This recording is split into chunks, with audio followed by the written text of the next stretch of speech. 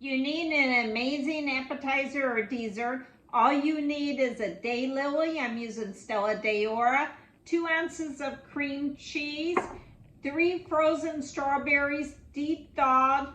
You pour the juice onto the cream cheese with 1 peppermint leaf minced set aside. Take the strawberries, crush them, gently pour it and swirl it into the cream cheese.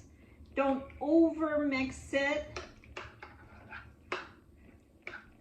Take one of the daylilies, one at a time. Stuff it with the mixture.